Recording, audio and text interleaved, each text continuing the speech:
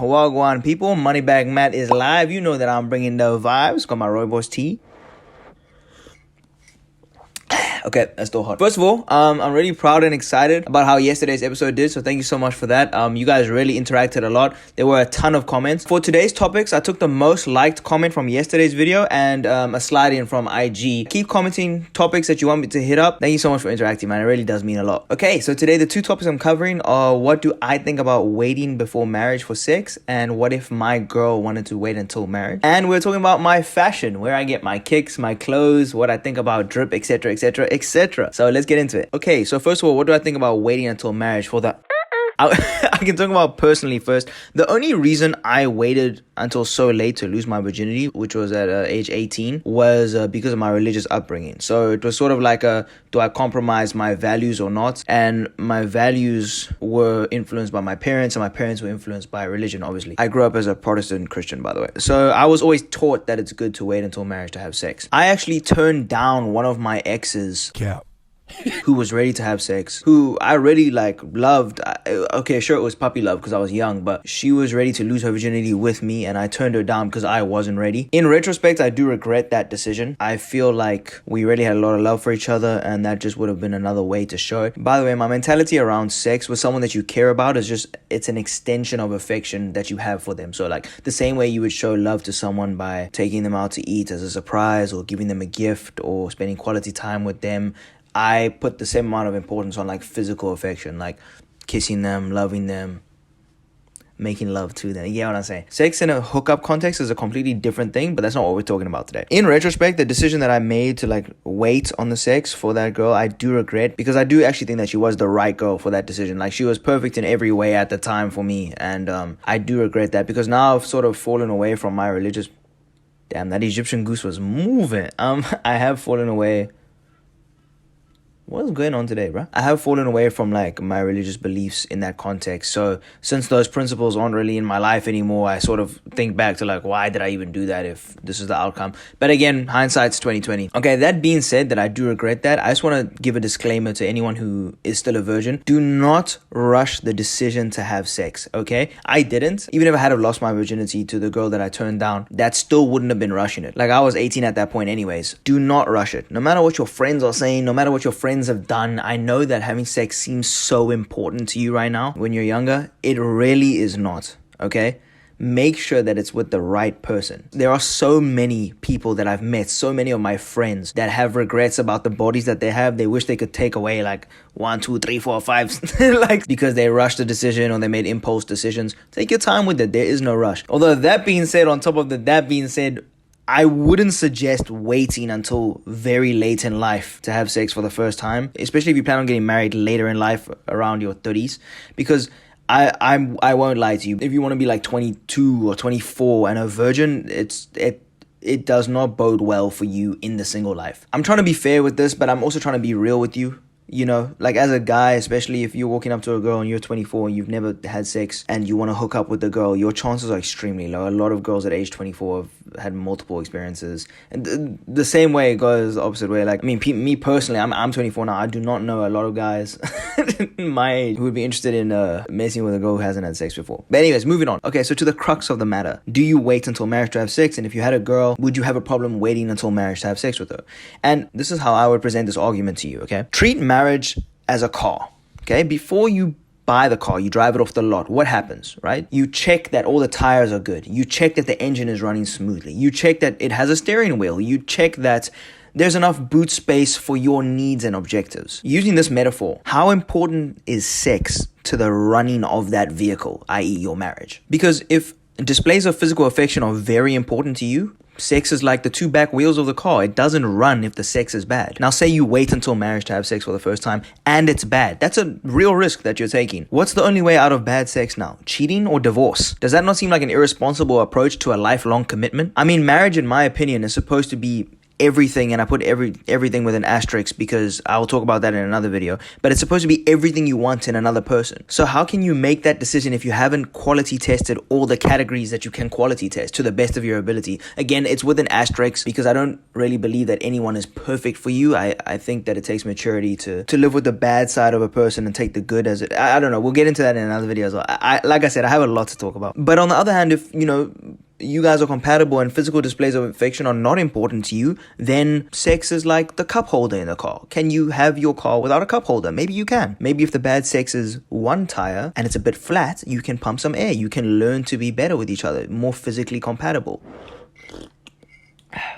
On that note, though, I will say in my experience, there is a certain default stage physical compatibility between different people. I've been with multiple people, and your body chemistry and how you guys fit together in being physically intimate changes from person to person. So there are people that you're definitely more physically compatible with than others. Do you understand what I'm saying? And if you wait until marriage, you don't know that. On a more superficial, simplistic level, you want to sample as many flavors as possible before you decide on the one that tastes the best to you. You know what I'm saying? I mean, that would be my approach. But like I said, it's not the end of the world, and it depends how important to you that aspect is in a lifelong commitment, which is what marriage is supposed to be. Although I think that the divorce rate is like half. So it doesn't look like marriage is a very successful commitment or investment anyways, but I don't know. I got a bit crazy there, but I try to consider all sides. So to answer your question, I would say it depends on how important sex is to you, but do be aware of those risks of waiting until marriage, because I'm going to try and be balanced in these conversations, but I also do want to have an opinion because I don't just want to waffle on the fence. My personal opinion is, no, you shouldn't wait to have sex until marriage. You should make sure to the best of your abilities that person is as compatible as possible for you. Okay. And then the next question is actually a funny ass question. I'm just going to read it. So can you talk about fashion where you buy kicks, clothes, finding drip, discountings, and online stores? Sasha, I appreciate you for this question because I personally do not consider myself like a very fashionable person. I actually dress like a wee character, in my opinion. I think that I have a reasonably good idea of like what good fashion is, or like acceptable fashion is. I don't dress like a bum, but I definitely dress as simply as possible. Like if I had money, I would dress like how those footballers dress. You know, when they're wearing like a designer tracksuit, like designer sweats. Like that's me. Like I keep it real simple. The one aspect of the game that I do really have locked down is kicks. So I build my outfit from the bottom up. I think you also wanted to know like where I get my stuff. So kicks, I usually go through Shelf Life. I think they're the best local outlet for unique kicks and sort of premium exclusive kicks. My price ranges usually sit around between $2,000 and $3,500, I would say. That's what I spend on average for kicks. Probably one of the best outlets for sneakers that I've found as well, where I got like more of my premium kicks, is a place called StockX. It's a website.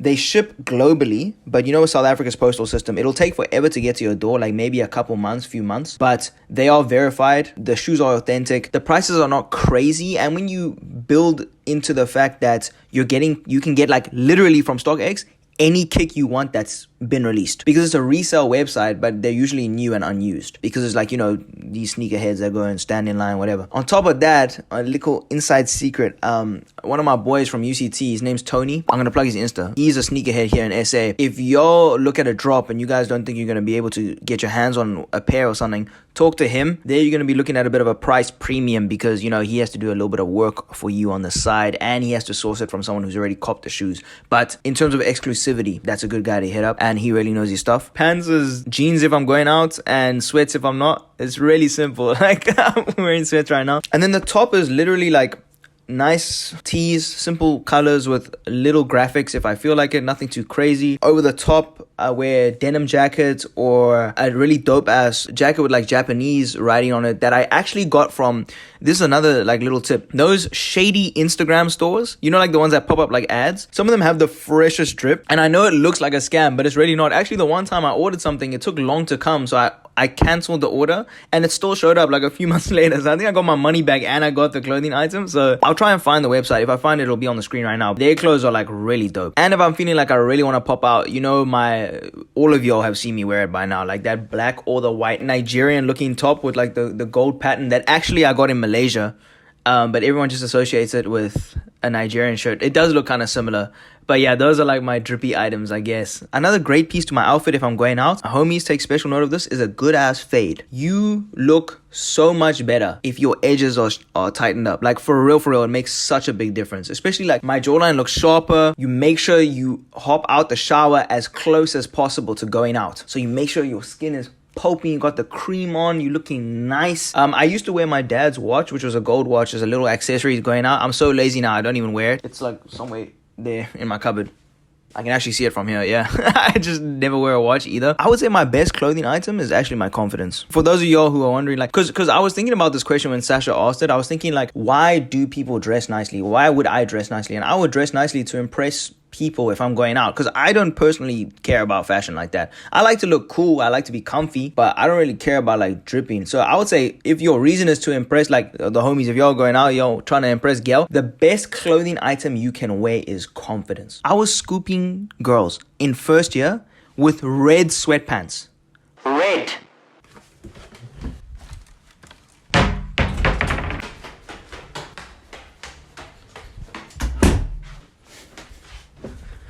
With these, bruh. Who you know scooping numbers with these, bruh? I used to wear that outdoors. Anyways, it's about confidence. Because the way I walked up in these sweatpants, girl them were like, oh. I wish y'all could hear my heartbeat. What is it about stairs? Anyways, it's the confidence with which you walk up. So yeah, that's a bit of advice I'd give as well. To be honest, the last time I bought clothes, like I went out to the store and bought clothes, I really don't like shopping like that, was like 2 years ago. And I took Shay with me as my fashion consultant. She plugged me up with all the stuff. So yeah, that's what I do for clothes and stuff. Anyways, that's the end of Keeping It Raw episode 2. Appreciate y'all. And I'll see you guys on the next episode. Bow. Keeping It Raw, is that the name of the show? Is that what we're going with? Let me know.